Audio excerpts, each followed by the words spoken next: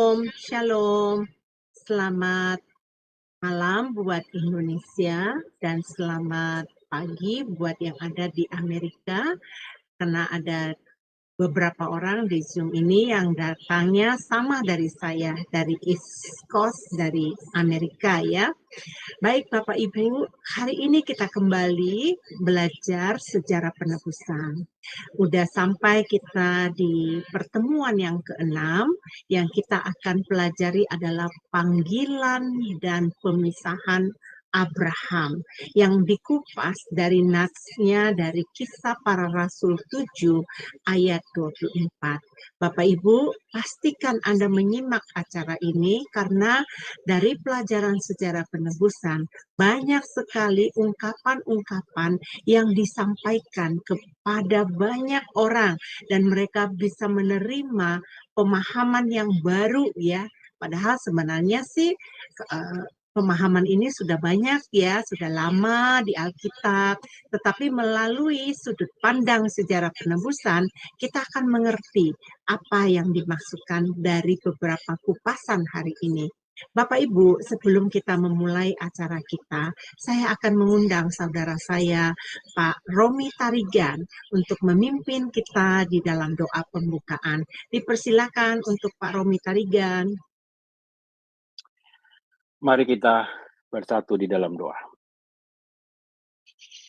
Allah Bapa yang bertahta di kerajaan surga, Allah Abraham, Ishak dan Yakub, Allah yang menciptakan langit, bumi, laut, dan segala isinya. Allah yang kami sembah dan kami puji di dalam Tuhan kami Yesus Kristus. Segala puji, syukur, hormat, dan kemuliaan Bapa hanya bagimu. Kami bersyukur, berterima kasih Bapa pada malam hari ini, pagi hari ini Bapa, kami bisa berkumpul kembali di sini Bapa. Kami haus dan lapar akan firman-Mu Bapa. Kami ingin dapat pengetahuan Bapa, karena pengetahuan itu melebihi daripada emas pilihan Bapa. Biarlah Engkau isi hati dan pikiran kami Bapa, sehingga kami bisa pakaikan juga itu dalam kehidupan kami. Kami bersyukur Bapa, kami bisa hadir di sini. Dan kami bersyukur juga Bapa, buat Bapak pendeta yang akan memberikan firman-Mu, akan membagikan pengajaran buat kami. Biarlah Engkau bisa urapi, dan apapun yang akan diajarkannya Bapa, kami percaya itu berasal daripada-Mu. Kami mau berdoa juga Bapa, setiap perangkat yang di luar kendali kami Bapa, internet, komputer, apapun itu Bapa yang kami tidak bisa capai, kami serahkan itu dalam tangan-Mu Bapa. Terima kasih Bapa. Ampuni dosa kesalahan kami, harmatia, ketidaktepatan, kemelesetan yang kami lakukan Bapa. Kami ingin sekarakter dengan Engkau ya Allah. Terima kasih Tuhan Yesus, terima kasih. Inilah doa dan permohonan kami yang tidak sempurna, kiranya Engkau yang menyempurnakannya. Karena kami berdoa dan mengucap syukur di dalam Tuhan kami Yesus Kristus yang telah menyelamatkan kami. Haleluya. Amin. Amin, amin. Terima kasih, Tuhan Yesus memberkati ya. Ya, untuk Pak Romi, doanya sangat powerful. Thank you so much ya. Dan Bapak Ibu yang terkasih, sebelum kita mau mengikuti pelajaran, mari kita simak dulu profil dari Pak Yudi. Dia adalah dosen juga yang mengajarkan kita malam hari ini. Dipersilakan.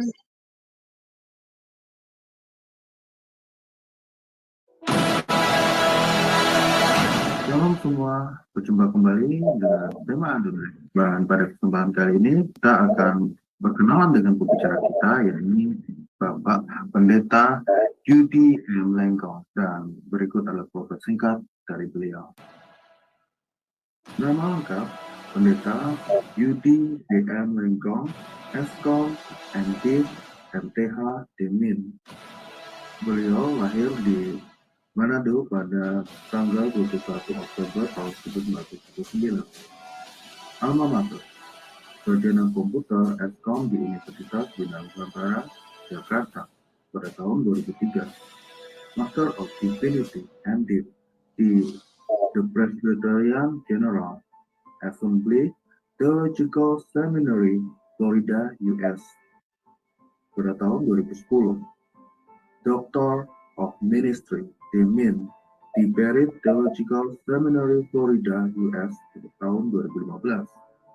Master Teologi MTH di STT Bethesda, Bekasi pada tahun 2021. Pelayanan Pendeta di Gereja Presbyterian Bukit Sion Indonesia di Jalan Telaga Warna 1, Nomor 2, Puri Cinere, Depok. Pembicara seminar buku seri sejarah penebusan untuk Yayasan Damai Sejahtera Utama Depok. Dosen di STT Agiasmos Mission Jakarta. Shalom. Ya, terima kasih telah membantu untuk menampilkan profil dari Bapak Pendeta Yudi Lengkong. Hari ini Bapak Ibu kita sangat penting sekali mempelajari pelajaran hari ini. Nanti Bapak Ibu akan bisa merasakan bagaimana pengajaran sejarah penebusan yang akan memenuhi pengetahuan kita tentang kebenaran firman Tuhan. Untuk pada waktu saat ini saya mempersilahkan kepada Pak Yudi untuk menyampaikan pemaparannya. Baik, shalom Bapak Ibu semua. Terima kasih bisa berkumpul bersama-sama pada malam hari ini. Baik, kita akan melanjutkan pelajaran kita tentang silsilah di Kitab Kejadian yang dilihat dari sudut pandang sejarah penebusan. Jadi kalau kita lihat mengenai sejarah penebusan, sejarah dunia ini sementara berputar dan telah berputar sampai hari ini dan terus berputar, dan seiring waktu sejarah penebusan atau kehendak Allah untuk menyelamatkan umat manusia ini pun sementara berjalan maju di atas ruang dan waktu yang sedang kita jalankan hari ini. Kalau kita lihat sejarah penebusan dari Allah itu berisi tentang kasih Allah, air mata Allah yang ingin memulihkan manusia yang telah jatuh dosa. Nah, itu sebabnya ketika kita memperhatikan di dalam Alkitab, orang-orang Yahudi, mereka menyelidiki kitab-kitab suci karena mereka ingin mendapatkan pemulihan itu. Mereka ingin memiliki hidup yang kekal.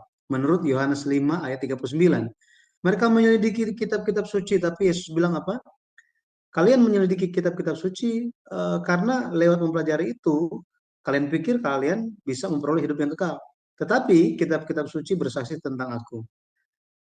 Ketika setelah Yesus bangkit, dia pun menyatakan sampai 2 kali dicatat dalam kitab Lukas pasal 24 bahwa kitab-kitab suci bersaksi tentang Yesus Kristus. Jadi Yesus Kristus, dialah Allah, dialah firman yang menjelma menjadi manusia. Dialah pencipta kita, dan lewat Yesus Kristus pada akhirnya kita memperoleh jalan untuk kembali kepada Allah Bapa. Di dalam Alkitab mengenai Yesus Kristus itu sudah diperkenalkan sejak Perjanjian Lama, karena fokus dari Perjanjian Lama itu merupakan Yesus Kristus. Sama seperti itu, fokus dari Perjanjian Baru pun adalah Yesus Kristus. Pada akhirnya kitab suci berpusat kepada Yesus Kristus. Hari ini kita akan melihat mengenai Abraham, bahwa untuk melaksanakan kehendak Tuhan, Abraham, bapa iman, dia mengalami pemisahan di dalam kehidupan dia. Dia dipisahkan dari hal-hal yang bisa menghambat untuk dia itu terfokus kepada Tuhan. Kalau kita lihat di dalam kitab Kejadian pasal yang pertama, itu merupakan pasal penciptaan, tetapi di saat yang sama kita bisa lihat dari sisi yang berbeda, itu merupakan pekerjaan pemisahan. Dikatakan di hari pertama Allah memisahkan terang itu dari gelap, kemudian Allah memisahkan air atas dan air bawah, Allah pisahkan lagi dan pisahkan dan pisahkan dan pisahkan. Pada akhirnya pekerjaan pemisahan pun kita alami bahkan sampai hari ini. Dan namanya berpisah, memisahkan diri dari sesuatu hal atau dari seseorang, itu meninggalkan luka, penderitaan. Ini kita akan lihat seperti apa kehidupan panggilan dan pemisahan yang Abraham lalui. Baik.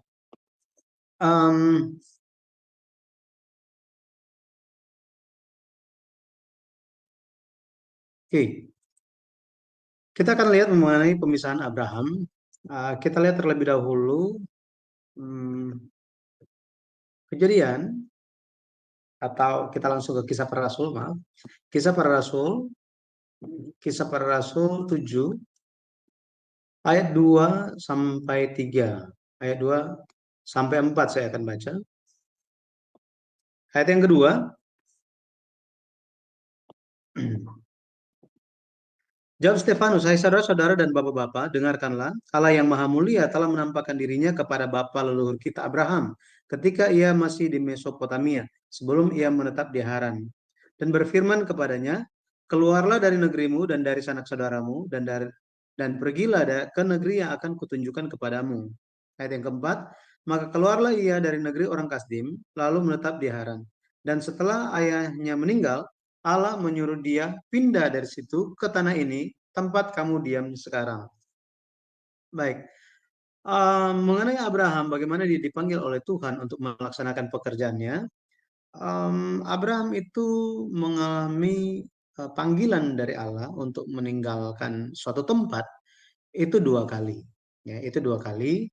Dan dia mengalami pemisahan itu beberapa tahap sampai puncak pemisahan yang dia puncak dari pekerjaan pemisahan yang dijalankannya. Setelah itu Allah mengakui imannya sebagai iman yang memiliki iman yang takut akan Allah. Ketika kita bicara tentang pemisahan Abraham, itu ada 4 hal. Pendeta Abraham Park mencatat itu menyusunnya itu ada 4 prosesnya, 4 proses. Yang pertama itu pemisahan dari negeri, sanak saudara, dan rumah bapa. Ini kemudian yang kedua dipisahkan dari Lot. Setelah itu dipisahkan dari Ismail, dan yang terakhir dipisahkan dari Ishak. Setelah ini Allah mengakui iman Abraham sebagai iman yang takut akan Allah. Iman yang takut akan Allah. Yare. Dalam bahasa Ibrani-nya. Dan pendeta Abraham Park dia di dalam bukunya dia mengatakan bahwa iman Abraham takut akan Allah. Ini iman yang takut akan Allah itu iman yang seperti apa? Mengandung hal seperti apa? Jadi yang pertama mengandung iman yang besar, kemudian ketaatan yang besar, lalu kesukacitaan yang besar.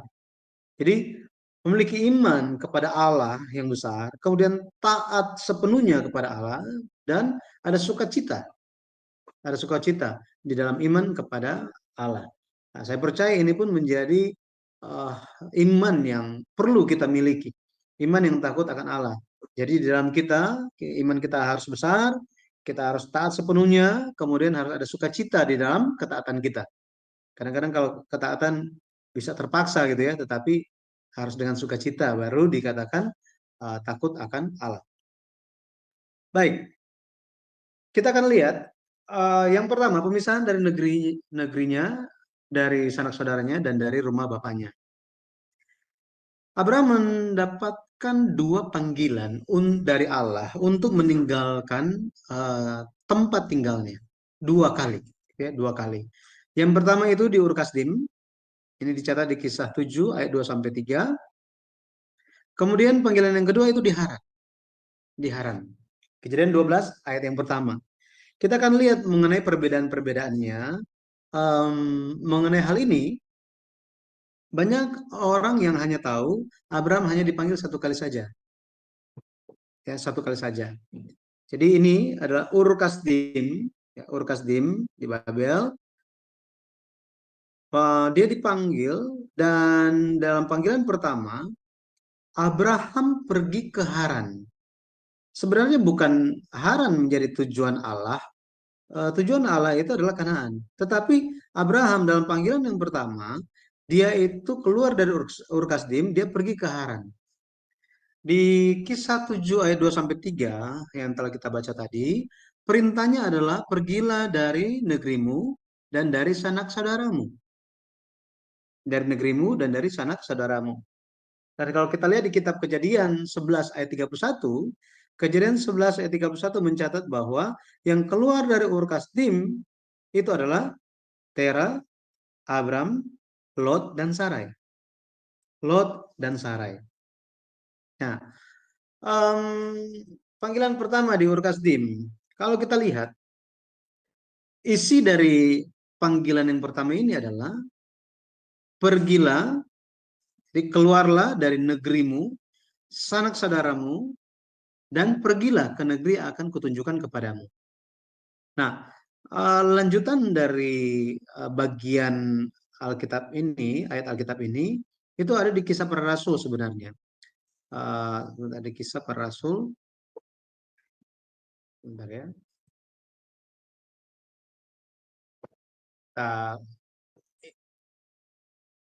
Dari Kisah Para Rasul 7 ayat 2 sampai 3, kita akan lihat lanjutan ceritanya di kitab Kejadian. Kejadian pasal 11 ayat yang ke-31. Kejadian 11 ayat 31 dikatakan, lalu Tera membawa Abram anaknya serta cucunya Lot, yaitu anak Haran, dan Sarai menantunya, istri Abram anaknya. Ia berangkat bersama-sama dengan mereka dari Ur Kasdim untuk pergi ke tanah Kanaan, lalu sampailah mereka ke Haran dan menetap di sana. Jadi mereka meninggalkan Ur Kasdim untuk pergi ke tanah Kanaan. Tetapi dikatakan mereka tiba di Haran. Haran ini bukan tanah Kanaan. Bukanlah tanah Kanaan. Kalau kita lihat petanya, Haran itu ada di atas ini. Ya. Ini wilayah Syria sebenarnya, wilayah Syria. Di dekatnya di bagian bawah ini ada Aleppo. Ini ibu kota Syria hari ini, Suriah, ya. Nah, sangat terkenal dalam 10 tahun terakhir gitu ya. Ada ISIS di situ. Jadi tujuannya pergi ke Kanaan, tetapi mereka itu mampir di Haran katanya. Mampir di Haran. Yang pergi Tera, Abram, Lot, dan Sarai. Nah, di sini Abram taat. Tetapi kenapa? Sebenarnya Abraham yang dipanggil, Tera yang pergi. Seolah-olah yang muncul atau yang dominan di sini adalah Tera. Lalu Tera membawa Abraham. Padahal panggilan dari Allah itu bukan kepada Tera, melainkan kepada Abraham. Dikatakan di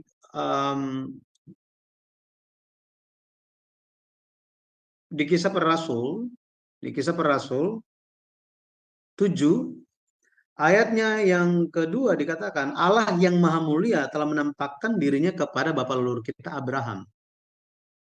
Nah, ada ekspresi Allah yang Maha Mulia. Allah yang Maha Mulia menurut kitab Mazmur, Allah yang Maha Mulia ini menunjuk kepada Allah yang suaranya itu mengguntur, ya. Suaranya itu mengguntur, ya. Mazmur bentar ya, Mazmur 29, Mazmur 29 ayat yang ketiga, suara Tuhan di atas air, Allah yang mulia mengguntur, Tuhan di atas air yang besar. Jadi Abraham dia mendengar suara Allah, perintah Allah, dan dia nyatakan kepada ayahnya tentang penglihatan yang dia alami. Bagaimana Allah bertemu dengan dia. Allah menampakkan diri kepada Abraham. Jadi kita lihat karena zaman dulu itu sistem patriarkat, artinya kepala keluarga, papa itu yang dominan, dia yang memutuskan segala sesuatunya, sehingga Alkitab memunculkan Tera, seolah-olah dia yang memimpin keluar, gitu ya. Tetapi Tera pun keluar gara-gara apa? Gara-gara Abraham yang kasih tahu. Ya, jadi ini panggilan yang pertama. Kita perhatikan di Yosua 24 ayat 2 sampai 3, dikatakan bahwa beginilah firman Tuhan Allah Israel, dahulu kala di tepi sungai, di seberang sungai Efrat, disitulah diam nenek moyangmu, yakni Tera, ayah Abraham dan ayah Nahor, dan mereka beribadah kepada Allah lain. di sini merupakan kalau kita lihat merupakan lanjutan kondisi seperti apa kehidupan keturunan dari Pelek, ya, keturunan dari Pelek yang berpartisipasi di dalam pembangunan Menara Babel. Mereka itu mulai dengan ketidaktaatan kepada Allah. Mereka campur tangan dengan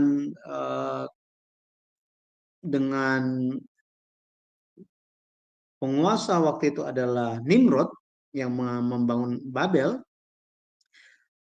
Yang terjadi adalah generasi-generasi selanjutnya mereka makin jauh dan makin jauh dari Tuhan. Itu sebabnya Yosua 24 menyatakan bahwa di seberang sungai Efrat, Tera, ayah Abraham dan ayah Nahor, ini mereka beribadah kepada Allah lain. Mereka di sini menunjuk kepada bapak-bapak leluhur setelah Pelek. Ya, setelah Pelek. Pelek, Rehu, Serug, Nahor, Tera. Tera pun kalau kita hitung tahun-tahun kehidupan, Tera mengetahui bahwa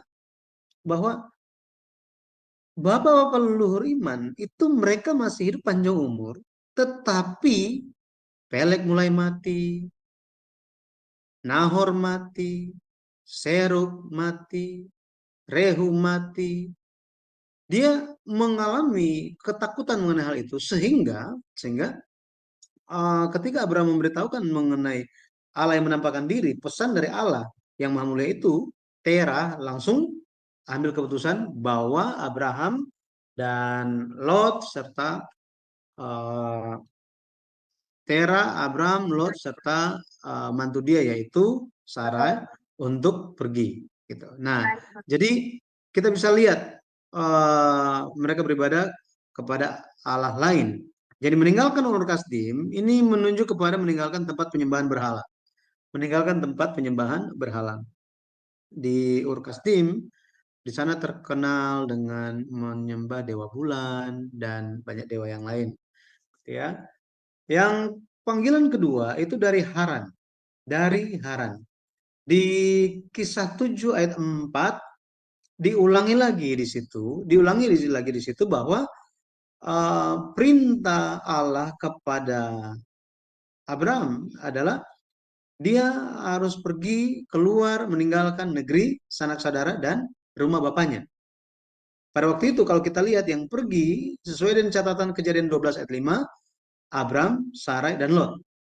Nah, kita ingat tadi kalau dari Ur Kasdim kita bandingkan saat ini Teranya sudah tidak ada. Gitu ya, Teranya sudah tidak ada. Nah, kalau kita lihat Kejadian 11 ayat 31, ya, Kejadian 11 ayat 31 dikatakan, ia berangkat bersama-sama dengan mereka dari Ur Kasdim untuk pergi ke tanah Kanaan, lalu sampailah mereka ke Haran menetap di sana.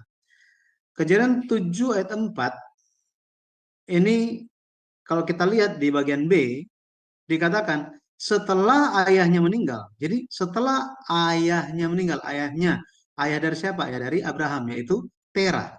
Jadi setelah Terah meninggal, Allah menyuruh dia pindah dari situ ke tanah ini, tempat kamu diam sekarang. Ya, tempat kamu diam sekarang. Menurut Diaken Stefanus yang penuh dengan Roh Kudus, dia katakan bahwa panggilan yang kedua yang ditujukan kepada Abraham waktu di Haran, Abraham itu dia pindah dari Haran ke Kanaan. Ini tanah ini yang dimaksud itu adalah tanah Kanaan, tanah tempat Stefanus dan semua orang sementara tinggal, gitu ya. Bahwa Abraham pindah setelah Terah meninggal. Dikatakannya seperti itu. Makanya Kejadian 12 ayat 1 dikatakan, berfirmanlah Tuhan kepada Abraham, pergilah dari negerimu dan dari sanak saudaramu dan dari rumah bapamu ini ke negeri akan kutunjukkan kepadamu. Di sini panggilan yang kedua ya, di Haran. Perintahnya apa? Pergilah dari negerimu, dari sanak saudaramu dan dari rumah bapamu ini ke negeri akan kutunjukkan kepadamu. Nah, kalau kita lihat sebenarnya di Haran itu bukanlah negeri Abraham. Bukan. Itu bukanlah negerinya Abraham. Dia tidak ada sanak saudara sebenarnya di sana. Karena em, negerinya itu adalah Ur Kasdim, sanak saudaranya itu ada di Ur Kasdim. Makan apanya? Nuggetnya? Apanya Oke. nggak apa-apa, kering. Ya maaf Pak Pendeta, sekarang sudah aman. Oke. Maaf. Ya, saya lanjutkan. Jadi ketika Allah memanggil Abraham untuk kedua kalinya, Allah memberikan perintah yang sama tetapi ada tambahan. Itu adalah pergilah dari negerimu, dari sanak saudaramu. Kemudian ada tambahan dari rumah bapamu. Di sini, negeri dan sanak saudara ini menunjuk kepada siapa? Menunjuk kepada siapa? Padahal dia sudah meninggalkan Ur Kasdim. Nah, kalau kita lihat, minggu lalu kita sudah bahas mengenai Eber ya. Kalau tidak salah, kita sudah bahas mengenai Eber. Dia telah menyeberangi sungai. Sesuai dengan arti namanya, Eber. Dia yang menyeberangi sungai. Dia yang menyeberangi. Dia orang yang menyeberang. Nah, ternyata sebelum Abraham dipanggil sebagai orang Ibrani, telah ada orang Ibrani lebih dulu, orang yang menyeberangi sungai. Abraham dikenal sebagai orang Ibrani atau orang yang telah menyeberangi sungai, karena dia datang dari seberang sungai Efrat. Nah, sebelum Abraham, telah ada orang yang menyeberangi sungai. Itu adalah Eber. Akar kata Eber adalah Ibri, Hebrew, yang artinya menyeberangi sungai. Maka kita bisa melihat bahwa ada catatan kuno yang ditemukan bahwa di daerah sekitar Aleppo, kalau kita kembali ke petanya, nah, di Aleppo ini, di Aleppo pernah dilakukan penggalian arkeologi dan ditemukan banyak prasasti-prasasti kuno, dan di situ dikatakan bahwa dahulu kala di sini pernah ada kerajaan yang namanya Ebla, dan rajanya adalah Eber. Rajanya adalah Eber. Nah, peneliti ini, arkeolog ini, dia mempresentasikan hasil temuan dia. Dia katakan bahwa di dalam sejarah, buku-buku sejarah, yang ada nama Eber cuma ada di dalam kitab Perjanjian Lama, khususnya Kejadian pasal 10 dan 11. Nama Eber. Sehingga hal ini menjadi suatu petunjuk lewat sejarah dunia bahwa di wilayah Haran ini sudah ada Eber dan bapak-bapak leluhur yang bersama dengan dia. Kalau kita ingat tentang yang minggu lalu, itu ada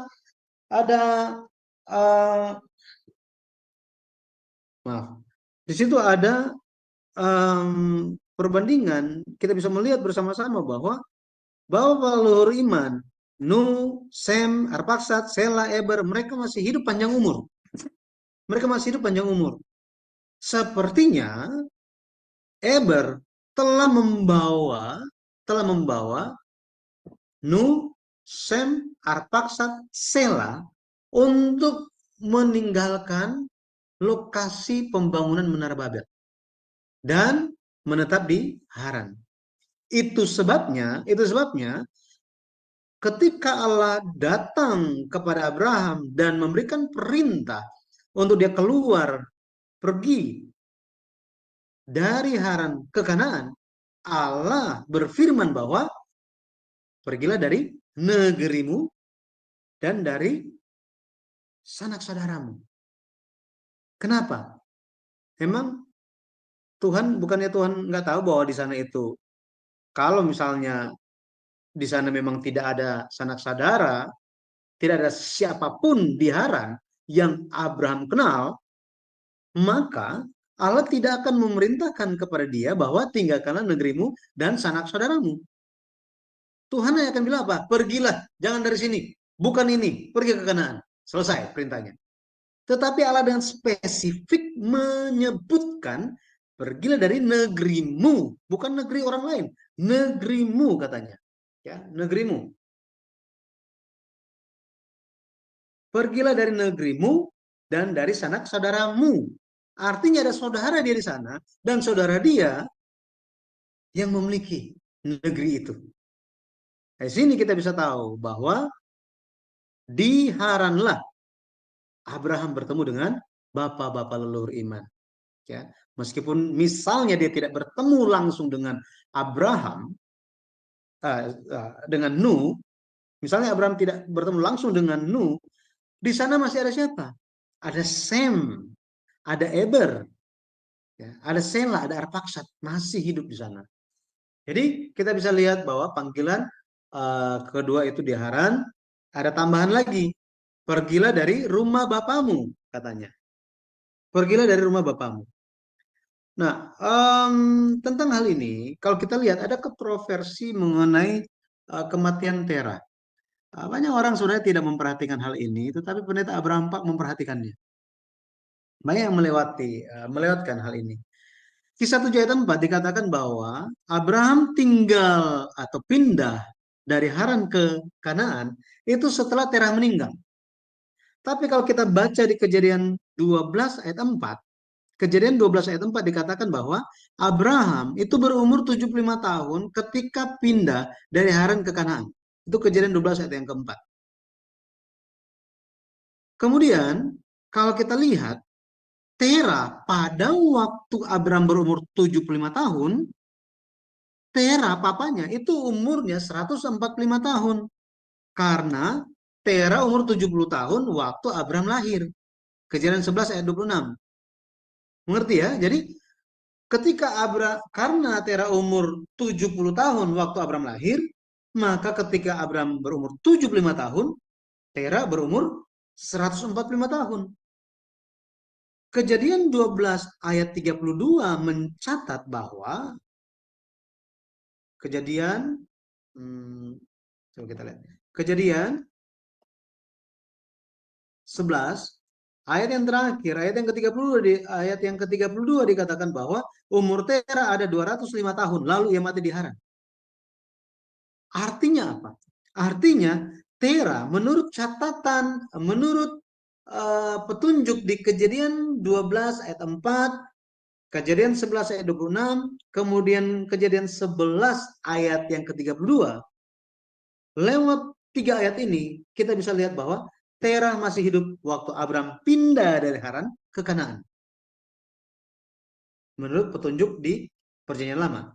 Tetapi di Perjanjian Baru, Diakon Stefanus penuh dengan Roh Kudus, dia berkata bahwa apa? Setelah Tera meninggal, barulah Abraham pindah.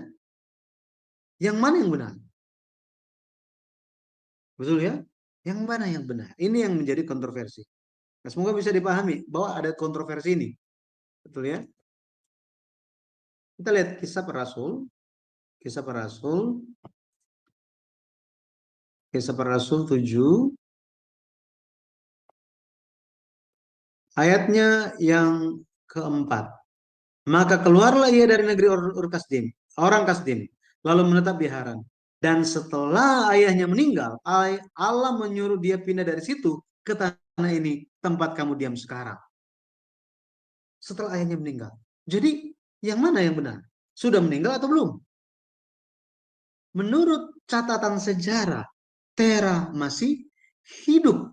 Makanya Allah memerintahkan kepada Abraham untuk apa? Ada tambahan satu. Tinggalkan rumah bapamu. Rumah bapamu. Kenapa demikian? Kenapa Diakon Stefanus menyatakan dan setelah Tera meninggal. Jadi Tera meninggal duluan, baru dia pindah. Kalau kita lihat kata meninggal di Kisah 7 ayat 4 ini, bahasa Yunaninya adalah apotnesko. Apotnesko ini dalam terjemahannya itu memiliki arti mati secara rohani ataupun secara rohani. Secara jasmani ataupun secara rohani. Bisa digunakan untuk kedua hal itu. Ya, kedua hal itu. Contohnya kalau bahasa Indonesia, Rasul Paulus bilang, tiap-tiap hari aku berhadapan dengan maut. Ya, tiap-tiap hari aku berhadapan dengan maut. Tetapi di dalam terjemahan Inggris sebenarnya dikatakan I die daily. Bayangkan mati setiap hari, bagaimana caranya? Nah, jadi kita bisa lihat apotnesko menunjuk juga kepada mati secara rohani. Maka perintahnya itu apa? Ya, perintahnya itu apa? Kalau kita lihat Matius 10 ayat 37 dikatakan apa? Barang siapa mengasihi bapak atau ibunya lebih daripadaku, ia tidak layak bagiku. Dan barang siapa mengasihi anaknya laki-laki atau perempuan lebih daripadaku, ia tidak layak bagiku. Haran bukanlah kehendak Tuhan. Kanaan yang menjadi kehendak Tuhan. Akan tetapi di Haran, Abraham berlambat-lambat. Dan Abraham berlambat-lambat itu gara-gara siapa? Gara-gara Terah. Arti nama Terah adalah berlambat-lambat atau menunda-nunda. Pak, bukan di sini kehendak Tuhan. Kanaan. Ya sebentar lagi, saya juga kan sudah tua. Kamu gimana sih? Ya, anak kan harus menghormati orang tua. Ya, kita hidup di zamannya ini kamu harus taat. Harus mengasihi orang tua, taat kepada orang tua. Jadi Abraham mesti lebih taat kepada siapa? Kepada Terah atau kepada Bapa jasmani? Bapa yang di bumi atau Bapa di sorga? Betul ya? Pada akhirnya meninggalkan Haran. Itu adalah lebih mengikuti Allah Bapa di sorga daripada Bapa jasmani. Abraham, dia telah dipisahkan. Dipisahkan dari mana? Dari negerinya, sanak saudaranya, dan dari rumah bapaknya. Dari rumah bapaknya. Dari papanya sendiri. Itu sebabnya harus mengasihi Allah lebih dulu. Allah terlebih dahulu dibanding yang lain. Makanya Rasul Paulus pun menyatakan bahwa hormatilah ayahmu dan ibumu di dalam Tuhan. Di dalam Tuhan. Seperti demikian. Jadi ada pemisahan yang terjadi. Ada cerita katanya, mungkin bapak-bapak ibu-ibu pernah dengar ceritanya, mengenai Abraham dan Terah. Terah itu dia punya toko penyembahan toko berhala. Ya, toko berhala. Semua jenis berhala ada di sana. Suatu ketika Terah lagi keluar kota, suruh Abraham jaga. Abraham dia telah mendengar cerita tentang Allah yang benar, ya Allah yang maha mulia itu. Nah, yang terjadi Abraham menghancurkan semua berhala-berhala itu dan disisakan yang besar. Terus dia taruh kayu di situ. Ketika papanya pulang, ketika Terah itu balik ke rumah, dia sangat kaget karena tokonya, tempat usaha dia, penghidupan dia hancur semuanya. Dia marah, dia panggil Abraham, dia tanya, apa yang telah terjadi? Abraham bilang, oh tadi malam mereka berantem semuanya, saling nggak cocok. Dan yang benar ada yang paling besar itu. Terah bilang, mana mungkin itu terjadi? Mereka kan benda mati. Jawab dari Abraham apa? Papa sudah tahu itu semua benda mati, ngapain masih disembah? Ya, ada cerita seperti itu. Saya lupa source-nya dari mana. Nanti saya coba ingat-ingat lagi, saya lihat catatan lagi gitu ya. Ada cerita seperti itu. Kemudian pemisahan yang kedua itu adalah pemisahan dari Lot. Pemisahan dari Lot. Kalau kita baca di Kejadian 13 ayat yang ke-9 sampai 13, ada peristiwa yang terjadi, itu adalah gembala-gembalanya Abraham dan gembala-gembalanya Lot itu berantem. Ketika berantem, akhirnya Abraham panggil Lot, ya udah Lot, negeri ini kan luas.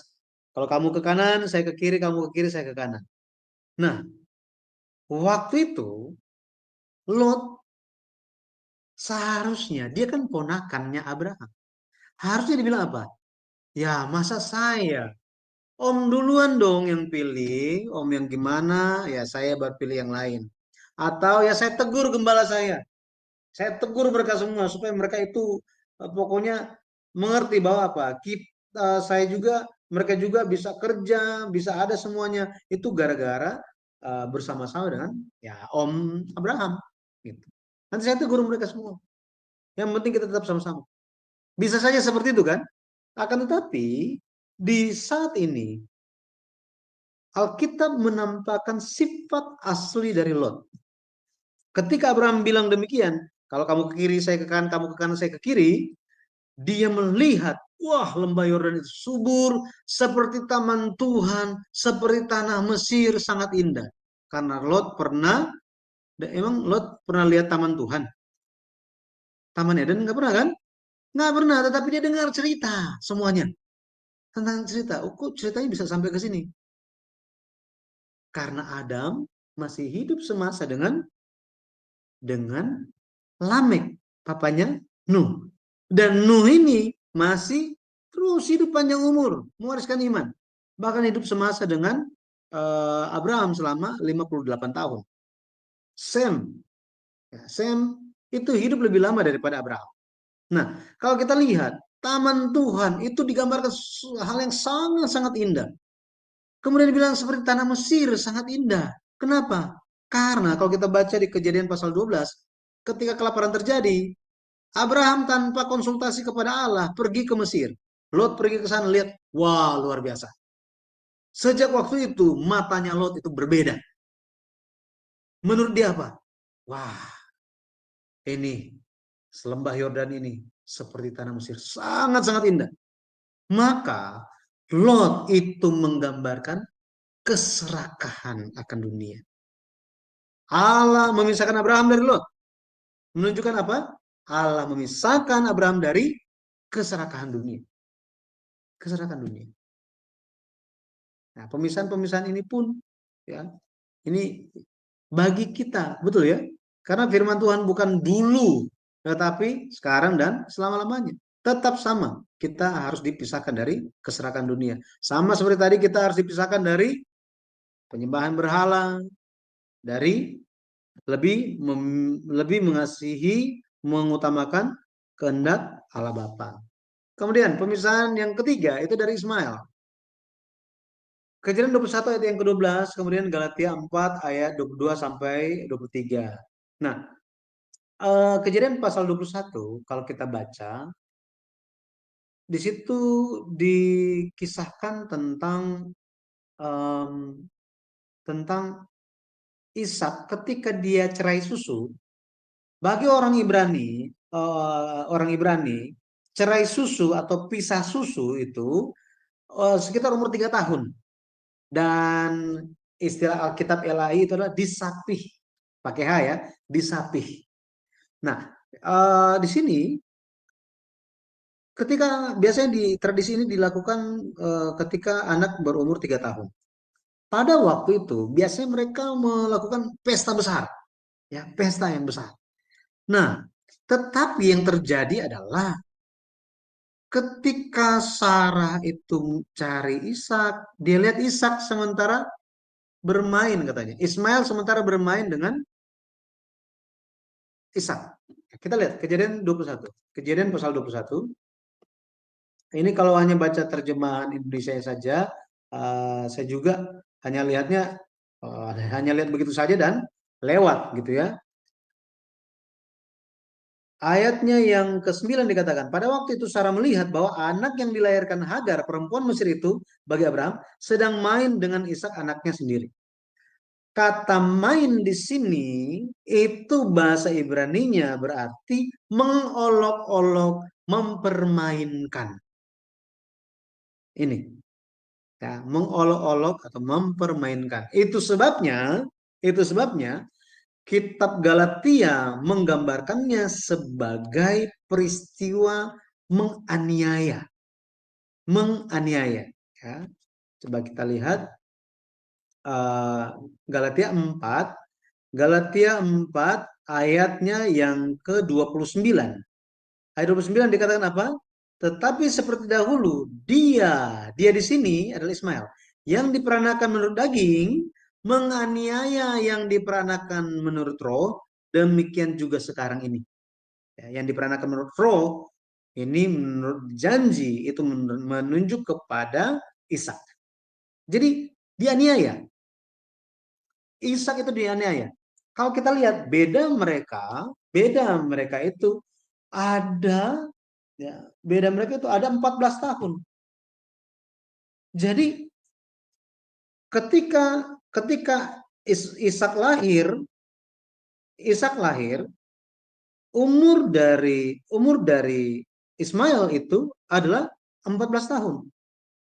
Ketika Ishak umur 3 tahun, berarti Ismail itu 17 tahun. Bayangkan anak 17 tahun menganiaya, mempermainkan, mengolok-olok secara fisik kepada anak umur 3 tahun. Gimana mamanya nggak marah? Betul ya? Nah, kitab Galatia menggambarkannya. Abraham ada 2 istri katanya. Ada 2 istri. Ya. Coba kita lihat. Ya. Ayat 22, bukankah ada tertulis bahwa Abraham mempunyai 2 anak? Seorang dari perempuan yang menjadi hambanya dan seorang dari perempuan yang merdeka. Tetapi anak dari perempuan yang menjadi hambanya itu diperanakan menurut daging, dan anak dari perempuan yang merdeka itu oleh karena janji. Ayat 24, ini adalah suatu kiasan. Jadi ada suatu pesan bagi kita. Ya, memang di sini ketika kita lihat langsung dijelaskan bahwa ayatnya yang ke-28 bahwa apa? Ishak adalah anak janji. Ishak adalah anak janji. Sedangkan Ismail itu anak daging. Loh, maksudnya apa? Gitu ya. Maksudnya apa? Ismail bukanlah anak yang dijanjikan Allah kepada Abraham. Ismail bukanlah keturunan yang Allah janjikan kepada Abraham dari awal. Bukan. Ismail lahir gara-gara apa? Gara-gara Sarai berpikir bahwa apa? Dia sudah tua, sudah mati haid, sudah tidak bisa punya anak. Mungkin lewat Hagar, pembantu dia, maka bisa dapat anak. Abraham bilang apa? Ya, Abraham setuju. Kita lihat. Kejadian. Kita lihat Kejadian 16. Ayatnya yang kedua dikatakan, berkatalah Sarai kepada Abraham, engkau tahu Tuhan tidak memberi aku melahirkan anak. Karena itu baiklah hampiri hambaku itu, mungkin oleh dialah aku dapat memperoleh seorang anak. Dan Abraham mendengarkan perkataan Sarai. Lihat di sini ya. Abraham mendengarkan perkataan Sarai. Sebelum Abraham mendengarkan perkataan Sarai, dulu Adam pernah mendengarkan perkataan Hawa. So ya. Jadi Abraham mendengarkan perkataan daging, perkataan manusiawi, bukan firman Tuhan, bukan janji Tuhan. Maka pemisahan dari Ismail ini menggambarkan pemisahan dari kedagingan, dari pikiran sendiri. Bukan pikiran Yesus, tapi pikiran sendiri nih. Orang manusia memiliki pikiran sendiri, bukan pikiran Kristus. Rasul Paulus menasihati di Filipi 2 ayat 5, hendaklah kamu dalam hidupmu bersama menaruh pikiran dan perasaan yang terdapat juga dalam Kristus Yesus. Ini pemisahan yang ketiga. Pemisahan yang keempat di Kejadian pasal 22, kalau kita lihat, nah kita tahu ceritanya gitu ya. Tahu ceritanya. Ini merupakan suatu perintah yang sangat-sangat berat bagi seorang Abraham. Sangat-sangat berat. Bayangkan, Tuhan mengatakan di Kejadian 22 ayat 1, ayat yang kedua dikatakan bahwa Abraham, ambillah anakmu yang tunggal itu yang engkau kasihi. Ditetapkan di sini, bayangkan, anakmu yang tunggal. Artinya apa? Bukan yang lain, bukan Ismail, tetapi siapa? Ishak. Yang engkau kasihi. Waduh, luar biasa. Terus ditetapkan siapa dia? Ishak. Anak yang itu. Pergilah ke tanah Moria dan persembahkanlah dia di sana sebagai korban bakaran, katanya. Korban bakaran itu, Bapak Ibu, itu binatang kalau jadi korban bakaran itu perlu kakinya itu, semua kakinya itu dipotong gitu ya. Empat-empatnya itu dipotong semuanya, kemudian kepalanya dipotong, isi perutnya dikeluarkan. Bayangkan, Tuhan memberikan perintah yang sangat sadis seperti ini. Wah, sangat-sangat berat, gitu ya. Karena kalau kita lihat, bukannya pada saat itu juga proses ketaatan, bukan ketaatan, proses untuk mempersembahkan Ishak sebagai korban bakaran itu nggak langsung di hari itu juga. Tetapi ayat yang keempat kalau kita lihat pada hari ketiga. Jadi sudah apa? Jalan 3 hari. 3 hari ini sangat-sangat berat bagi seorang Abraham. Sangat-sangat berat. Tetapi Allah perlu melakukan hal ini karena Allah hendak menjadikan Abraham seseorang model standar dari iman. Makanya dia disebut sebagai Bapa iman, Bapa orang beriman. Ini luar biasa, ya. Pada akhirnya seperti firman di Ulangan 6 ayat 5, kasihlah Tuhan Allahmu dengan segenap hatimu dan dengan segenap jiwamu dan dengan segenap kekuatanmu. Dia harus mengasihi Tuhan. Bahkan apa? Sampai menyerahkan hidup dia. Kenapa? Untuk Tuhan bilang, oh ya korbankanlah dirimu sendiri. Nah, itu gampang. Tetapi korbankan Ishak, anak yang dikasihi. Wah, di dalam teks asli ini bukan berbicara tentang anak yang masih SD, bukan SMP. Tetapi dia seorang pemuda, ya pemuda menuju dewasa yang bisa pikul kayu bakar untuk apa? Untuk memberikan korban persembahan. Bayangkan mau bakar satu domba itu perlu berapa banyak kayu api, betul ya? Ingat, bakarnya itu bukan bakar begitu aja, tetapi bakar sampai hangus habis. Wow, korban bakaran. Tetapi dia telah mengasihi Tuhan. Matius 22 ayat 37. Kasihlah Tuhan Allahmu dengan segenap hatimu, dengan segenap jiwamu, dan dengan segenap akal budimu. Mengasihi Allah itu, wow, mengasihinya sampai seperti demikian. Pemisahan dari Ishak, memisahkan diri dari hal yang kita kasihi melebihi Tuhan. Melebihi Tuhan. Jadi pada akhirnya, apa berkat yang dia terima?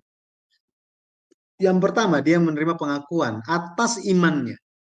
Pengakuan atas imannya. Makanya, ketika kita berdiri di hadapan Allah, maka kita pun akan diakui di hadapan malaikat-malaikat. Luar biasa. Kejadian 22 ayat 12.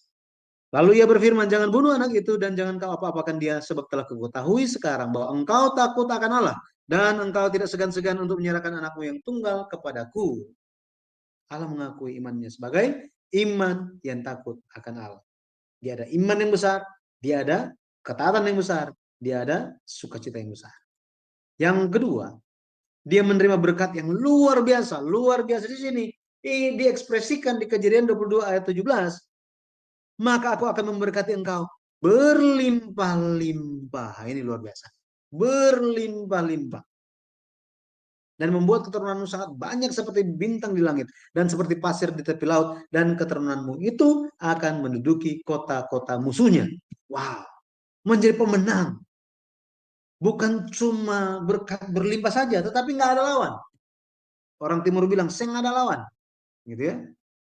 Berkat yang luar biasa. Berkat yang luar biasa. Yang ketiga, dia menjadi sumber berkat.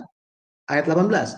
Oleh keturunanmu lah semua bangsa di bumi akan mendapat berkat karena engkau mendengarkan firman-Ku. Keturunan di sini, kitab Galatia pasal 3 katakan apa? Bukan kepada keturunanmu seolah-olah banyak orang, tetapi kepada satu keturunanmu, yaitu Yesus Kristus.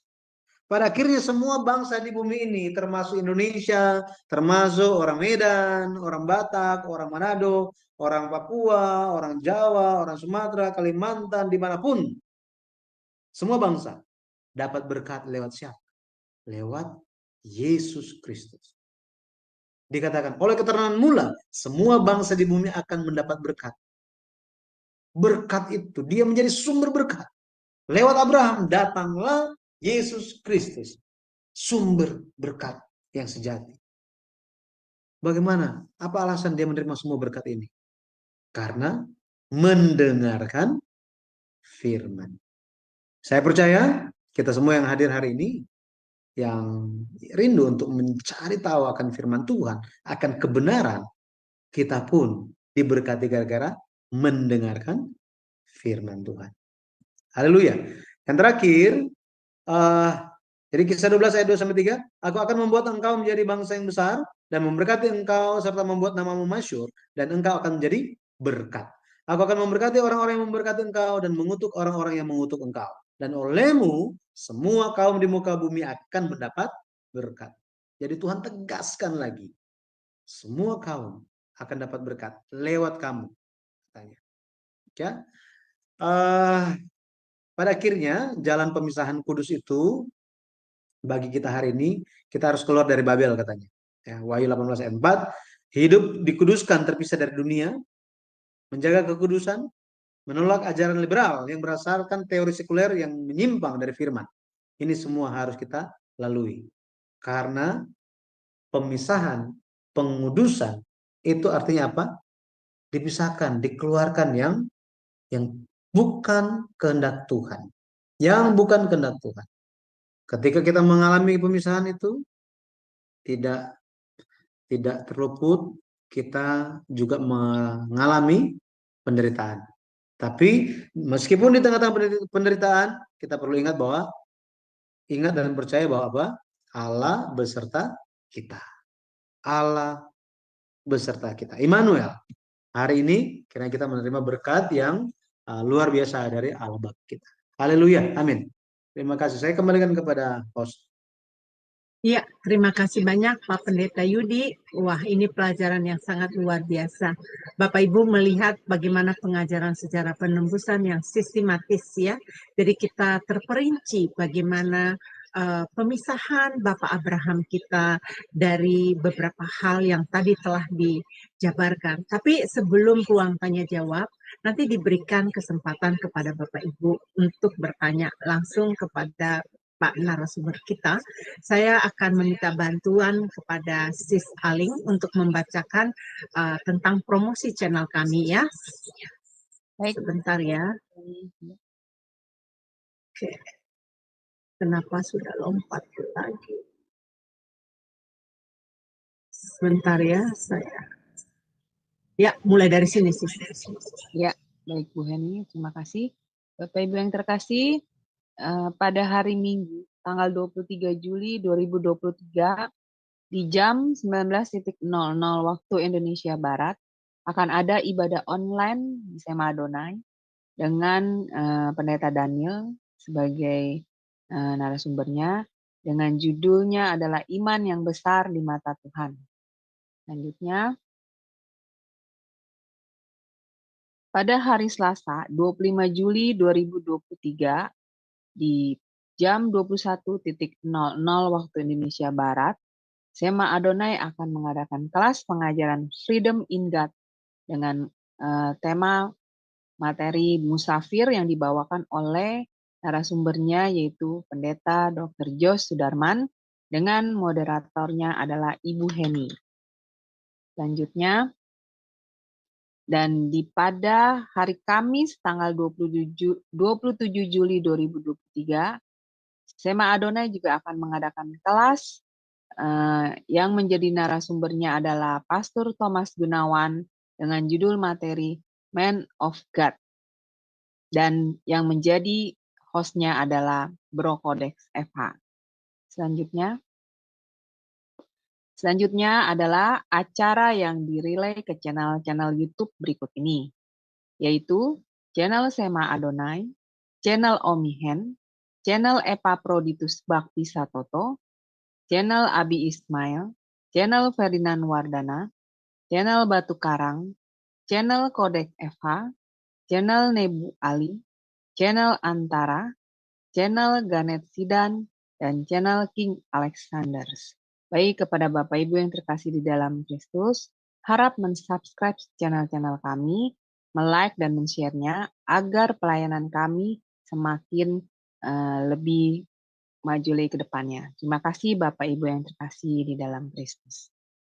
Ya, terima kasih Sis Aling. Saya stop dulu ini. Ya, baik, terima kasih ya. Tuhan Yesus memberkati semuanya. Bagaimana Bapak Ibu? Apakah Bapak Ibu belajar sesuatu hari ini? Saya percaya Bapak Ibu mempelajari hal-hal yang mungkin Bapak Ibu baru pertama sekali mendengarkannya. Apakah Bapak Ibu ada yang ingin bertanya? Ya, silakan. Saya akan menyampaikan pertanyaan ini kepada Pak Yudi. Ini mewakili beberapa orang ya. Pak Pendeta Yudi, tadi Bapak Pendeta Yudi menampilkan bahwa istri Abraham itu ada dua. Nah, bagaimana yang kebenarannya? Sebab ada juga pendapat dari beberapa orang ya mengatakan bahwa si Hagar itu adalah si Keturah yang telah digantikan namanya. Jadi istrinya Abraham itu adalah dua. Nah, menurut Pak Pendeta Yudi, minta penjelasannya mengenai tampilan tadi layar itu, biar supaya mereka bisa mengetahuinya. Silakan Pak. Baik, terima kasih Ibu. Terima kasih atas pertanyaan yang telah disampaikan. Jadi kita melihat itu hanya berdasarkan Galatia pasal 4.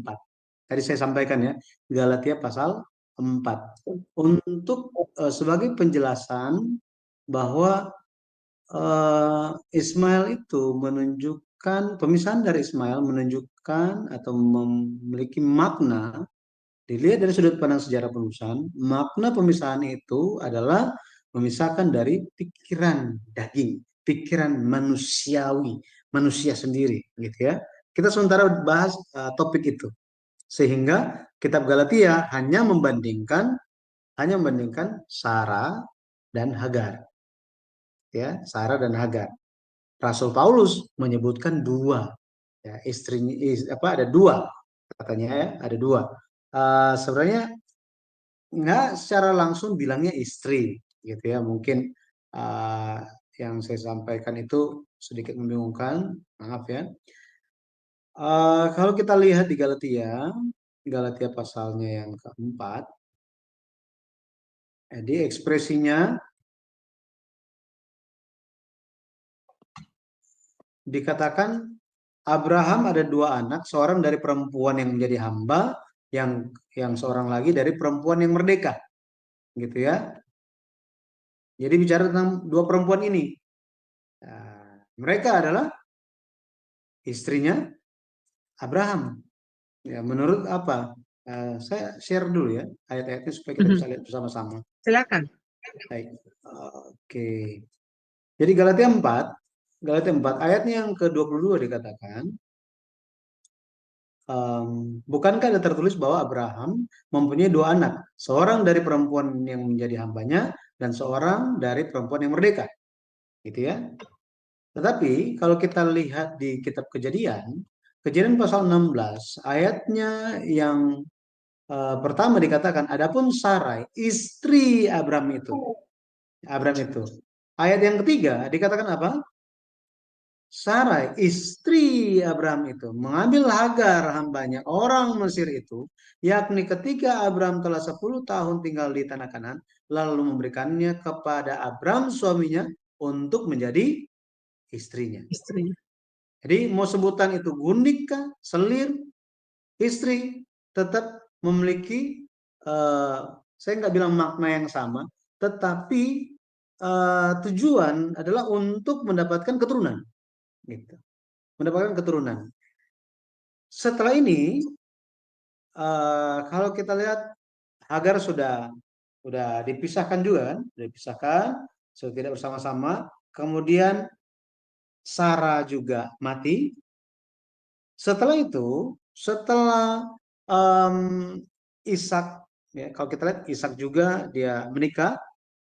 Ada catatan dalam Alkitab bahwa Abraham menikah lagi, gitu ya. Kalau kita lihat di Kejadian 26, Kejadian 25 dikatakan Abram mengambil pula seorang istri namanya Keturah. Gitu. Jadi dia ada 3.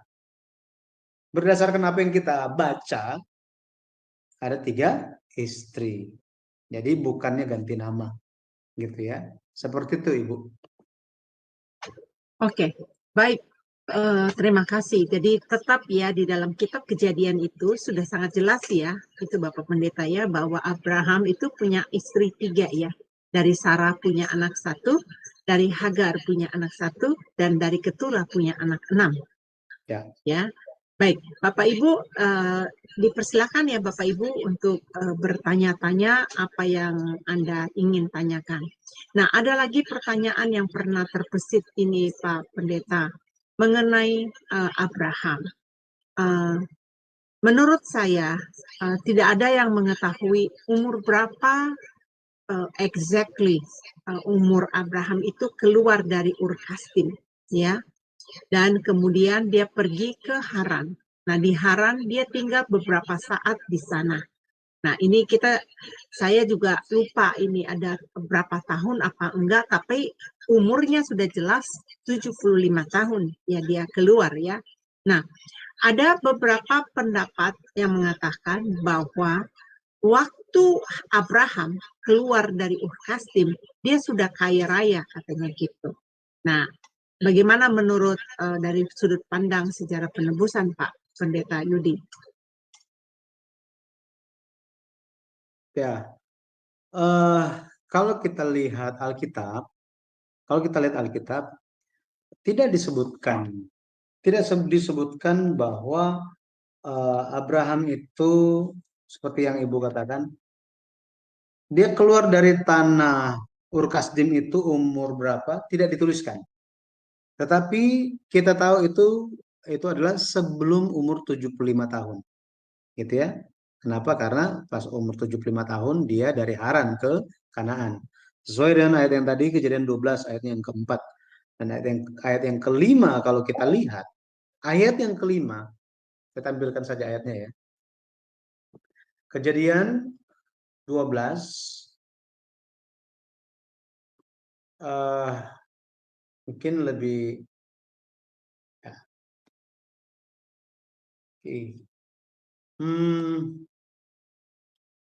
Ya. Ayat yang kelima dikatakan begini. Abram membawa Sarai istrinya dan Lot anak saudaranya dan segala harta benda yang didapat mereka dan orang-orang yang diperoleh mereka di Haran. Mereka berangkat ke tanah Kanaan lalu sampai di situ. Jadi ada catatan ini ya. Kita garis bawah dulu di sini bahwa Alkitab mencatat bahwa dia memperoleh harta benda dan orang-orang, ya, pekerja-pekerja, hamba itu di Haran. Kemudian kalau kita baca di ayatnya yang ke-16, ayat yang ke-16 dikatakan Firaun menyambut, jadi ketika ke Mesir, Firaun menyambut Abram dengan baik-baik karena ia mengingini perempuan itu Sarah gitu ya. Dan Abram mendapat kambing domba, lembu sapi, keledai jantan, budak laki-laki dan perempuan, keledai betina dan unta. Jadi mendapatkan banyak hal, gitu ya. Ayat 20 dikatakan, lalu Firaun memerintahkan beberapa orang untuk mengantarkan Abram pergi bersama-sama dengan istrinya dan segala kepunyaannya. Segala kepunyaannya. Jadi kita bisa lihat dan membandingkan di Kejadian pasal 11, ayatnya yang ke-31, ayat 31, dikatakan apa? Lalu Tera membawa Abram anaknya serta cucunya, Lot yaitu anak Haran dan Sarai menantunya, istri Abram anaknya. Ia berangkat bersama-sama dengan mereka dari Ur Kasdim untuk pergi ke tanah Kanaan. Lalu sampailah mereka ke Haran dan menetap di sana. Lewat 3 ayat ini kita bisa membandingkan. Allah menekankan bahwa ketika panggilan pertama itu diberikan, tidak ada catatan dia memiliki apa saja, gitu ya. Tetapi mungkin dia sudah ada memiliki sesuatu hal, kita tidak tahu. Alkitab tidak catat. Akan tetapi Alkitab mencatat setelah dia dipanggil dari Haran, Allah tekankan bahwa apa? Aku akan memberkati engkau, katanya. Memberkati engkau. Aku akan memberkati engkau. Dan aku akan memberkati engkau. Setelah itu, di Haran dia jadi kaya. Kemudian apa? Setelah Mesir, dia pun jadi banyak kepemilikan. Ekspresi di Kejadian, bukan maksud saya, setelah Tuhan berfirman baru dia dapat segala sesuatunya, bukan. Tetapi di Haran, dia mendapatkan banyak harta itu. Tetapi Allah akan lebih lagi memberkati dia. Meskipun segala hal yang dia miliki di Haran. Di Kejadian pasal 13, ekspresinya, adapun Abraham sangat kaya, banyak ternak, perak, dan emasnya. Nah, seperti ini. Sesuai dengan apa yang tercatat dalam Alkitab. Ya. Baik. Jadi udah jelas ya teman-teman ya, ternyata waktu dia keluar dari Ur Kasdim itu tidak ada pernyataan, tetapi setelah dia pergi ke Haran ya, Pak Pendeta ya, dia jadi banyak ternaknya, banyak hartanya. Waktu dia keluar meninggalkan Haran, di situ udah ketahuan bahwa dia banyak memiliki harta, dan dia juga menjadi orang sukses ya Bapak Pendeta, karena dia banyak hamba-hamba yang ikut dia ya, banyak pengikutnya ya. Ya. Baik. Bapak Pendeta, di dalam teks di sini ada pertanyaan dari Ibu Eri yang bertanya begini. Pak, saya mau bertanya, ketika Abraham berada di tanah Kanaan dan saat itu terjadi bencana kelaparan yang hebat, kemudian mereka pergi ke Mesir. Apakah tindakan pergi ke Mesir ini di ataskan kehendak Abraham atau kehendak petunjuk Tuhan? Nah, katanya. Dan ketika di Mesir ada sesuatu tindakan Abraham yang bertentangan dengan imannya, berdusta pada Raja Mesir. Ketika itu tentang status istrinya. Minta penjelasannya, Pak. Baik, terima kasih Bu. Jadi kalau kita lihat Abraham pergi ke Mesir, dia tidak tanya Tuhan. Imannya itu dia tidak tampak. Tidak tampak. Kita bisa tahu ini dari mana? Sebenarnya di dalam buku yang ke-10, buku seri Sejarah Perebusan, maaf ya baru dalam bahasa Korea gitu ya, itu dijelaskan dengan detail. Di setiap tempat Abraham pergi itu pergi kemana saja, apa yang terjadi di sana. Apa yang terjadi di setiap tempat-tempat tersebut. Nah, Abraham ketika dia tiba di tanah Kanaan di Sikem, dia mendirikan mezbah, artinya dia menyembah Allah. Dia pergi sampai ke suatu wilayah antara Betel dan Ai. Dia mendirikan mezbah di sana. Kemudian dia pergi ke Mesir, tidak ditulis dia mendirikan mezbah di sana. Setelah dia kembali dari Mesir, pergi ke Betel dan Ai, antara Betel dan Ai, dia pergi mendirikan mezbah dia yang dulu. Ketika dia pindah ke Hebron, dia mendirikan mezbah. Setiap kali perjalanan dia pindah-pindah tempat, dia selalu mendirikan mezbah, kecuali di Mesir.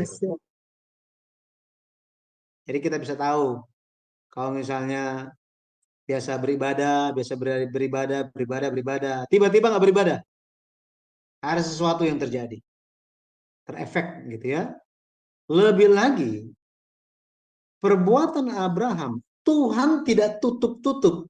Tuhan tetapkan bahwa itu adalah suatu kesalahan. Dia berdusta. Dia tidak mengandalkan Allah. Dia lakukan ini sekali lagi di Kejadian pasal 18. Jadi di Kejadian 12 dia lakukan, di Kejadian 18 dia lakukan juga terhadap Raja Abimelek. Nah, maka kita bisa lihat karena kesalahan Abraham tersebut, karena turunnya iman dia, karena dia itu akhirnya karena turun imannya, dia takut, ya kan? Dia takut mati katanya. Dia takut mati. Terus apa? Dia berdusta. Akhirnya keadaan dia tidak menjadi lebih baik. Abraham membahayakan istrinya. Tetapi bukan cuma membahayakan istrinya saja. Abraham membuat jalur kedatangan Mesias itu ada di situasi kritis.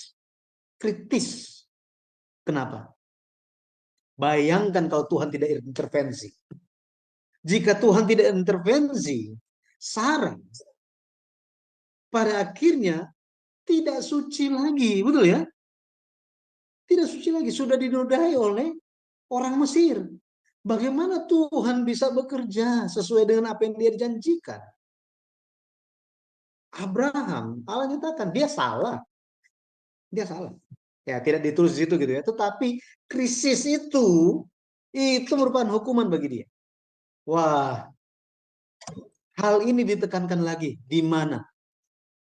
Allah tekankan lagi kepada Ishak. Kepada Ishak. Kejadian, tadi kan di Kejadian 12 ya. Kalau kita lihat di Kejadian pasal 26, ayat yang pertama dikatakan, maka timbullah kelaparan di negeri itu. Ada keterangan, ini bukan kelaparan yang pertama yang telah terjadi pada zaman Abraham. Dikatakan apa? Bukan kelaparan yang dulu, bukan. Ini beda lagi. Tapi sangat dahsyat. Gitu ya. Waktu itu Tuhan menampakkan diri kepada Ishak dan bilang apa? Jangan pergi ke Mesir. Tegas kan? Jangan pergi ke Mesir. Diam di negeri akan kukatakan kepada. Tinggallah di negeri ini sebagai orang asing. Tuhan bilang apa? Aku akan menyertai engkau dan memberkati engkau. Sebab kepada mula dan kepada keturunanmu akan kuberikan seluruh negeri ini. Aku akan menepati sumpah yang telah kuikrarkan kepada Abraham ayahmu. Kalau kita baca selanjutnya, ini merupakan isi perjanjian suluh yang diulang, penegasan. Maka kita bisa lihat bahwa apa? Bahwa Mesir itu bukan kehendak Tuhan. Bukan. Ya, di zamannya Abraham, zamannya Ishak, Mesir itu bukan kehendak Tuhan. Tetapi di zamannya Yusuf, Mesir itu adalah kehendak Tuhan. Yakub pun masih ragu kalau kita lihat di kemudian hari. Nah, itu nanti kita lihat ceritanya nanti gitu ya. Tetapi Allah ya, dia tidak tutup-tutup. Dia nyatakan apa yang salah. Makanya mungkin saya membayangkan di peristiwanya posisi Ishak, di posisi Ishak, mungkin dia pernah tanya, Mami dulu sama Papi ketemunya gimana? Gitu ya. Oh, terus gimana? Wah, mungkin salah satu ceritanya apa? Papi kamu gila itu dulu. Dibawa ke Mesir. Waduh. Wah, Mami hampir direbut orang. Oh ya? Waduh seru nih. Kayak apa? Korean drama gitu ya.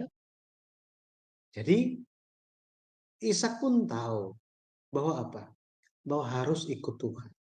Ada peristiwa-peristiwa yang telah terjadi di zaman papanya dia. Abraham, dia melihat Ishak dan dia apa? Dia ceritakan apa yang terjadi. Seperti apa kehendak Tuhan. Kita sebagai orang tua pun melakukan hal yang sama. Jika ada kesalahan, pernah melakukan kesalahan, kita akan kasih tahu anak kita supaya apa? Jangan lakukan kesalahan itu. Tuhan intervensi dan apa?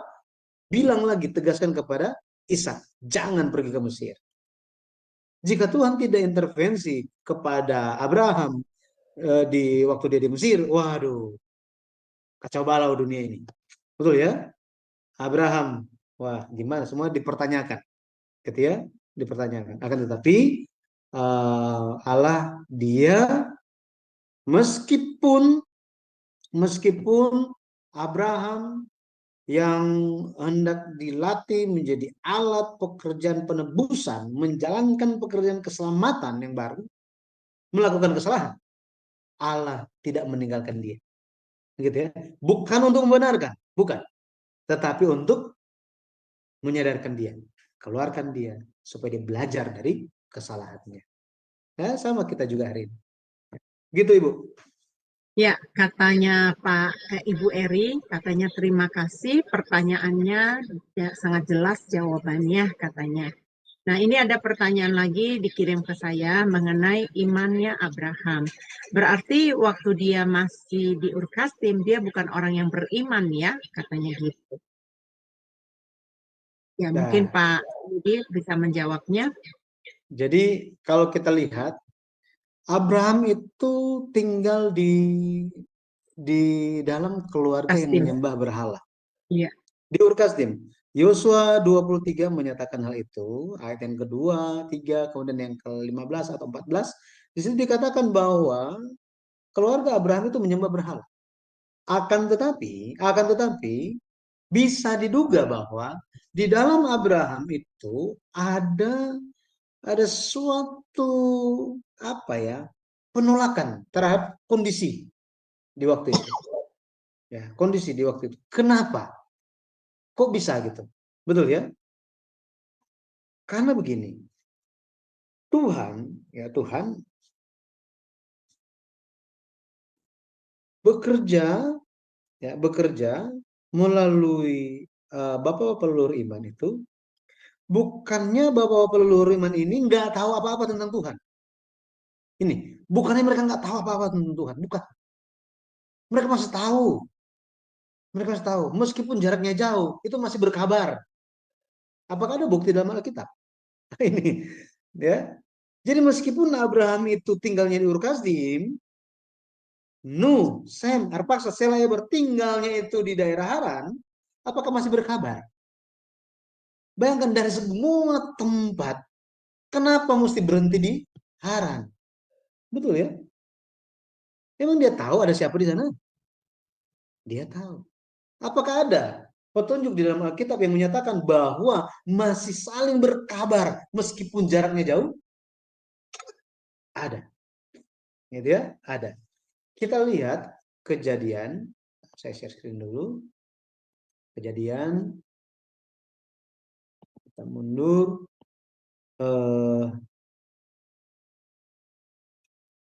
Ya. Kalau kita lihat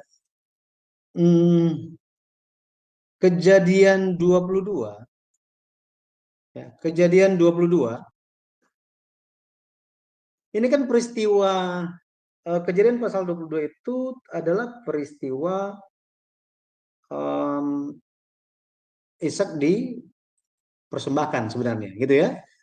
Iman Abraham itu diuji. Tetapi pasal 22 ini tidak ditutup dengan cerita itu saja, dengan kisah itu saja. Ya. Ayat 20 dikatakan apa? Sesudah itu Abraham mendapat kabar. Juga Milka telah melahirkan anak-anak lelaki bagi Nahor saudaramu. Kemudian apa lagi beritanya? Hus anak sulung, Bus adiknya, dan Kemuel ayah Haram. Juga Kezet, Hazob, Pildas, Yidlaf, dan Betuel. Dan Betuel memperanakan Ribka. Kedelapan orang inilah dilahirkan Milka bagi Nahor, saudara Abraham itu. Dan gundik Nahor yang namanya Reuma melahirkan anak juga yang Teba, Gaham, Tahas, dan Maakah. Bisa lihat di sini tentang Ribka ini sudah diketahui gara-gara apa? Abraham dapat WhatsApp zaman dulu. Kalau zaman sekarang gitu ya. Jadi Abraham mendapatkan kabar. Padahal mereka itu hidupnya di tempat yang berbeda. Jaraknya sangat jauh antara Haran dan Kanaan. Tetapi masih ada kabar. Seperti itu juga Kalau kita lihat bahwa peluruhar iman itu masih ada komunikasi, kabar. Setidaknya apa? Oh, itu sudah punya anak siapa? Oh, terus gimana kabarnya? Oh, ya begini-begini. Ya kita juga zaman sekarang kan terima-terima kabar. Orang-orang pada ketemuan pas kapan sih? Ada yang menikah, ada yang meninggal, terus apa? Cerita lagi keadaan keluarganya seperti apa. Atau dapat kabar ada yang datang, meskipun bukan orang itu yang datang, bukan keluarga kita yang datang, tetapi ada tetangganya mungkin datang. Gimana kabar mereka? Diceritain semuanya. Hal tersebut, Alkitab memberikan kita petunjuk bahwa komunikasi itu terjadi. Ya, seperti itu, Ibu. Ya, luar biasa itu jawaban yang tepat sekali ya. Memang melalui pengajaran sejarah penebusan ini kita tahu secara detail ya Bapak Ibu ya dari sejarahnya. Bahkan bagaimana perjalanan Abraham itu keluar. Cuman saya lupa nih Bapak Pendeta mengenai perjalanannya Abraham itu yang dari Ur Kasdim dia keluar ke Haran, dari Haran dia ke Sikem dia ke Betel dan Ai, dari Betel dan Ai dia pergi ke Mesir, dari Mesir dia pergi ke Betel dan Ai. Nah dari Betel dan Ai kan dia udah sampai ke Hebron.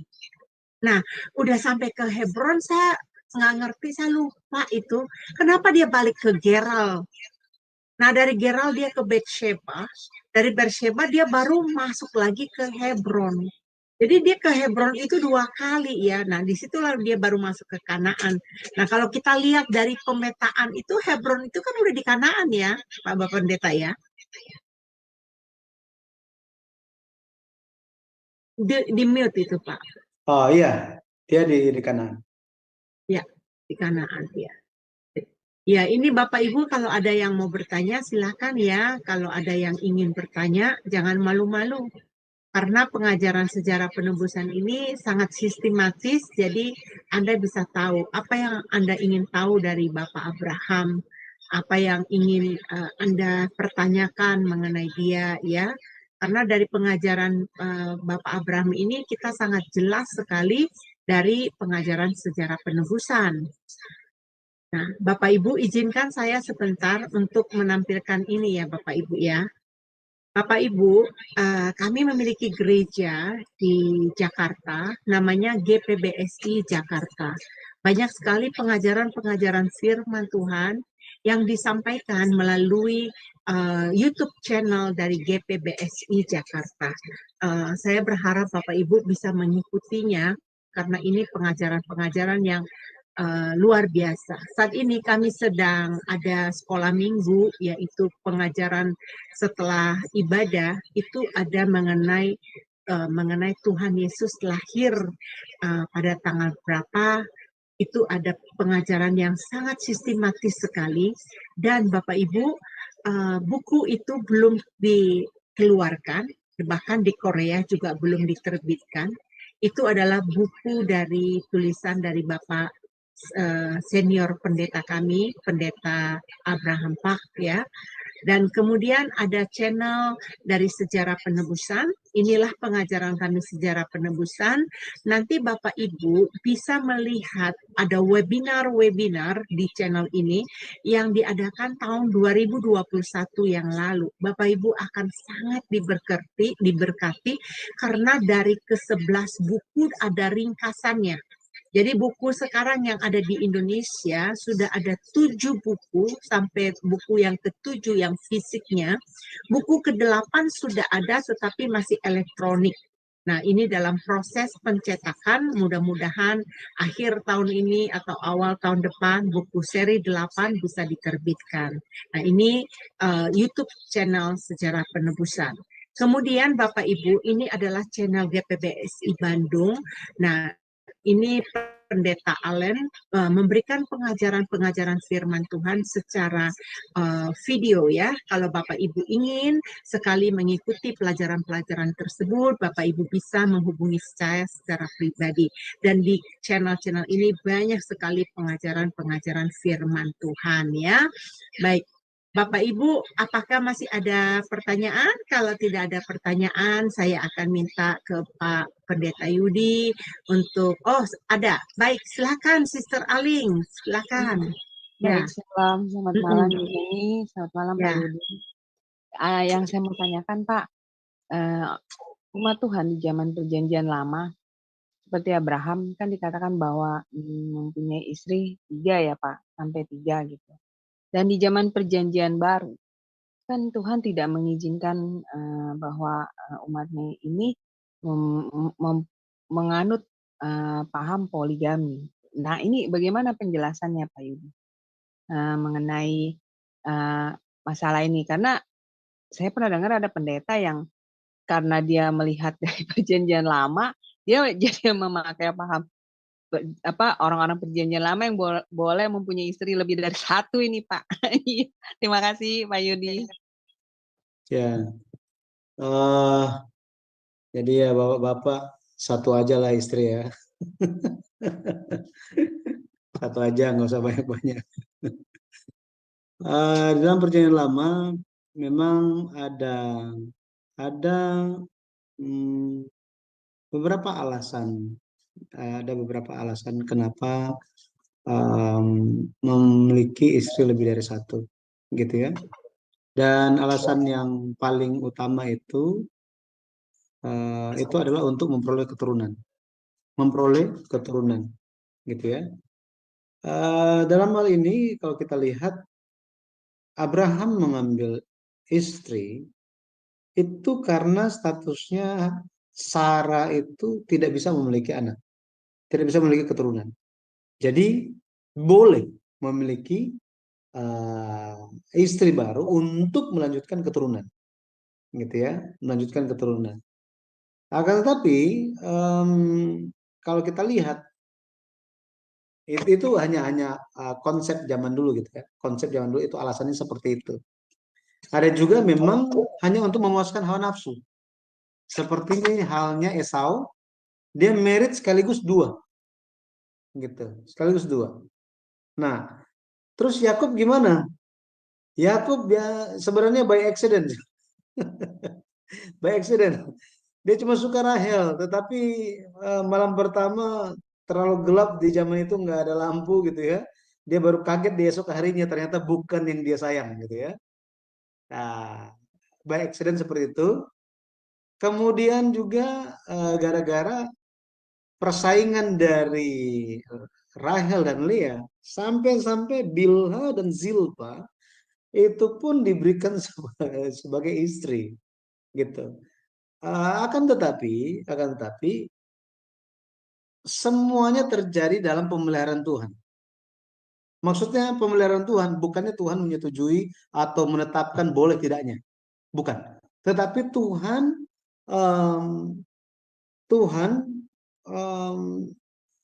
semua peristiwa yang terjadi itu dia jaga supaya pada akhirnya nantinya gitu ya, nantinya kehendak Tuhan itu bisa terwujud.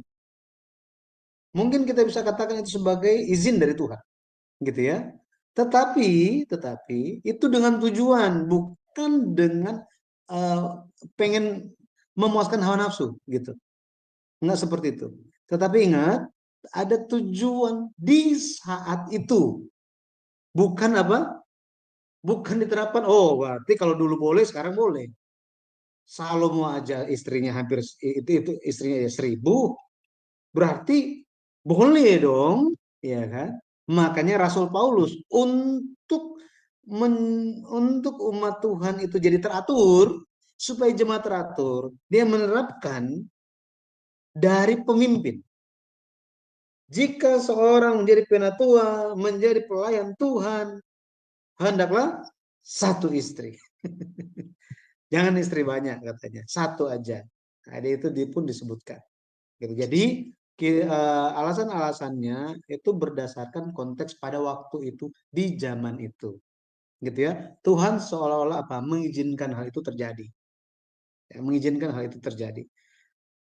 Tetapi sebenarnya pada dasarnya Tuhan inginkan keteraturannya itu adalah ini 1 aja, gitu ya, 1 aja. Ya, baik. Terima kasih Pak Yudi untuk keterangannya. Tuhan berkati. Iya, Sis Berarti. Aling. Berarti si Abraham itu kan menidurin si Hagar kan itu memang perintahnya si Sarai itu. Jadi bukan kehendak Allah ya. Ya, ini ya Sis Aling ya. Satu aja bilangin ke orang-orang ya. Untuk punya istri satu cukup. Iya, Satu Bu. aja susah loh Sis Aling kata Iya, orang. nggak habis-habis. Makanya. Iya, terima Iya kasih. benar. Ya baik. Saya akan buka mute kepada si Ibu Teresia. Iya silakan Ibu Teresia untuk bertanya. Ibu di unmute Bu, diklik ya. Silakan Bu. Malam Pak, Bu Heni. Iya Saya mau selamat tanya malam. tentang istri Esau itu kan ditulis cuma 3, tapi kok 6 ini ya? Namanya kok lain-lain. Ada yang Basmat sama, tapi kok Pak Yudi anak masih di mute Pak. Iya. Silakan Bu. ya. Ya, Ibu. Itu seharusnya 3. Ya, 3. Terus ada satu yang namanya beda. Ada satu yang namanya beda. Itu ada 2 tempat pencatatan. Ya, 2 tempat pencatatan. Ini ada satu orang yang namanya berbeda. Tuh, jadi ada 3 istrinya. Yang Ya, yang benar yang mana Pak? ya benar semuanya. Itu semua ada di dalam Alkitab. Jadi benar semuanya, Ibu. Kan Yudit anak dari orang Het. Ya, Terus Basmat anak Elon orang Het, tapi Basmat satunya anak Ismail. ya. Itu sebenarnya menunjuk kepada itu orang yang sama tapi namanya beda. Gitu ya. Orang yang sama tapi namanya beda. Nah, kalau dihitung semuanya itu jadi beda-beda semua jadi 6. Iya. Sebenarnya tidak demikian. Kalau kita baca berdasarkan di Kejadian pasal 26, ya, Kejadian 26 ya. Iya, Kejadian 26 Kejadian 26 itu ayat sebentar ya. 34.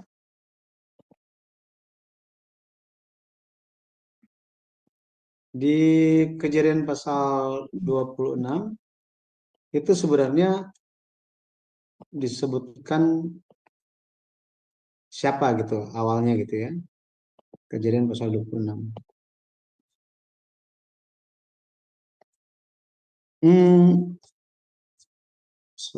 Ya, ini. Ayat 34 dikatakan dia mengambil Yudit anak Beeri orang Het dan Basmat anak Elon orang Het menjadi istrinya. Kalau Kejadian lihat di Kejadian 36 ya atau 28 ayat 9 itu ada Mahalat anak Ismail. Ya. Nih ada Mahalat anak Ismail gitu ya. Kemudian kalau lihat di 36 ayat 2 sampai 3. Ya, ini ada anak Elon orang Het, Oholibama anak-anak Basmat anak Ismail. Ini. Apa Basmat sama Mahalat ini sama? Jadi ini anaknya Ismail ini tetap sama. Gitu ya. Jadi kita di sini menunjuk kepada ini anak dari siapa gitu. Gitu ya. Anak dari siapa? Oh, itu anak Ismail. Jadi meskipun tadi dikatakan Mahalat, tapi anak Ismail kan? Iya. Nah, ini anaknya Ismail gitu. Menunjuk kepada orang yang sama, tetapi namanya berbeda. Ya, namanya berbeda. Berarti seperti ada tertukar gitu catatan, tetapi ini bicara mengenai orang yang sama. 3 istrinya. Berarti Basmat, Mahalat, Basmat lagi itu tetap Basmat ya, Pak? Jadi Basmat anak Ismail, Mahalat anak Ismail kan? Iya. Ya, itu orang yang sama. Terus Basmat satunya anak Elon itu? Anak Elon. Nah, itu namanya yang ini nih. Ada. Ini. Ada anak Elon kan sini kan? Ada anak Elon. Ini, anak Elon. Iya. Orang Het gitu ya. Kemudian satu lagi itu hanya disebutkan siapa tadi? Satunya lagi. Yudit sama Oholibama. Itu kan? Yudit sama Oholibama ini. Ya, sini kan? Ini. Yudit. Ini, Yudit. Iya. Oh, lihat ya, Yudit ini si siapa tuh nama itu? Anak Berry, orang Het. Ya, itu yang Oholibama. Gitu. Oh. Padahal kan orang heavy ya Pak ya. Orang Heavy, orang Het, kalau lihat gitu ya, kalau lihat suku-suku Kanaan sendiri. itu di Kanaan itu ada suku yang disebutkan menjadi satu, ada juga dipisah-pisah. Case yang seperti itu ada. Gitu. Makanya tanah Kanaan itu dikatakan ada 7 bangsa di sana. Ya, tapi di satu sisi ada 7 bangsa, di ayat yang lain ada 8, di ayat yang lain juga ada 10. Seperti ini Alkitab mencatat. Jadi ada wilayahnya yang menjadi satu, ada wilayah yang sendiri-sendiri dipisahkan menjadi daerah yang kecil. Hal seperti ini dicatat dalam Alkitab. Jadi Alkitab, kita kembali lagi gitu ya, karena saya nggak mau keluar dari apa yang tidak ada di dalam Alkitab. Apa yang ada dalam Alkitab, di situ dicatat apa adanya, bahwa istri dari Esau itu ada 3, maka kita terima 3. Petunjuk-petunjuk yang diberikan itu ada anak Elon, kemudian ada anak Ismail. Ini yang sama kan? Iya. Benar ya? Berdasarkan hal itu. Berarti yang satunya lagi bicara tentang orang yang sama. Gitu. Ya Ibu ya. Ya, makasih Pak. Ya, sama-sama. Wow.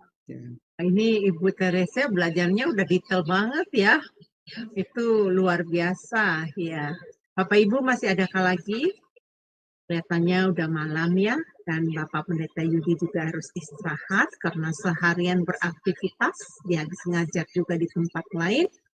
Mungkin Bapak Pendeta bisa tutup closing, kesimpulan, dan kemudian doa berkat buat kita semuanya. Silakan Pak. Baik, inti dari pelajaran pemisahan Abraham dan pemanggilan Abraham ini untuk menggambarkan bagaimana orang-orang kudus di hari akhir akan menjalankan perjalanan yang sama, proses yang sama. Dan kita percaya bahwa banyak di antara kita yang sudah mengalaminya, atau ada yang sedang mengalaminya, atau mungkin belum mengalaminya. Tetapi semua merupakan bagian dari proses iman kita sementara diakui sebagai iman yang takut akan Allah. Kita adalah anak-anak Abraham. Menurut Galatia 4 ayat yang ke-29, kita menjadi milik Kristus. Ketika kita menjadi milik Kristus, Galatia 3 ayat 29 katakan, kita pun adalah anak-anak Abraham, kita berhak menerima janji yang dijanjikan Allah kepada Abraham. Akan tetapi, kita bukan hanya akan menerima berkat yang dijanjikan, bukan hanya menerima statusnya saja, tetapi untuk menerima hal tersebut ada proses yang kita perlu lewati. Jadi mari kita tetap memegang teguh iman kita sampai akhir, tidak tergoyahkan. Mari kita tidak dikacau balaukan pemikiran kita dengan pandangan-pandangan yang tidak alkitabiah, yang liberal, yang fokus hanya kepada sekuler saja, gitu ya. Tetapi mari kita percaya bahwa Alkitab merupakan sumber firman bagi kita semua. Tuhan Yesus memberkati, mari kita berdoa. Allah Bapa yang hidup, kami mengucap syukur atas kasih-Mu. Engkau telah memberkati kami semua dengan firman-Mu ya Bapa. Lewat buku seri sejarah penebusan, Engkau membantu kami untuk memahami Alkitab dari sudut pandang sejarah penebusan. Hal-hal yang telah disingkapkan bagi kami, biarlah itu menjadi milik kami.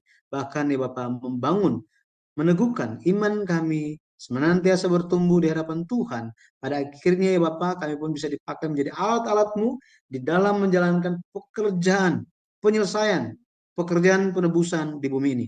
Bapa, kami ingin supaya lewat kami Engkau pakai supaya kami bisa menjangkau lebih banyak orang, supaya kasih Yesus bagi mereka pun bisa mereka rasakan, mereka menerima berkat keselamatan, berkat terbesar, dan kami bisa memperoleh janji Tuhan yang telah dijanjikan sejak permulaan zaman, yaitu hidup yang kekal. Bapak, terima kasih. Sampai kami bertemu kembali, kiranya Engkau yang akan memberkati kami, mengiringi langkah kaki kami, dan bagi kami yang akan beristirahat, biarlah Engkau yang akan menjaga kami ya Bapa, dan pada akhirnya segala hal yang kami lakukan biarlah semuanya memuliakan nama-Mu. Terima kasih ya Bapak, terima kasih untuk channel Sema Adonai, setiap orang-orang yang melayani, biarlah Engkau yang mencurahkan berkat atas mereka, kegiatan mereka setiap harinya, bahkan setiap anggota keluarga dan masa depan mereka.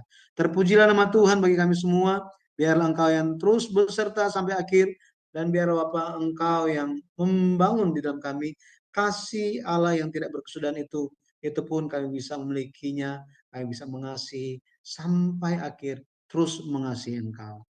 Terpujilah nama Tuhan, dengan meninggikan nama Yesus Kristus kami berdoa dengan penuh ucapan syukur. Amin. Amin, amin, amin. Terima kasih untuk Bapak Pendeta Yudi. Bapak Ibu, kami akan mundur dari streaming ya, dan nanti operator kami akan membantu untuk men-endkan acara ini. Tapi sebelumnya saya mau memberitahukan untuk minggu depan kita akan masuk di dalam pelajaran baru yang masuk dalam buku yang kedua ya. Ini karena pelajaran buku pertama kita sudah selesaikan dengan 6 kali pertemuan. Nah, Bapak Ibu, apa yang diajarkan oleh Pendeta Yudi ini sebenarnya hanya sedikit ya.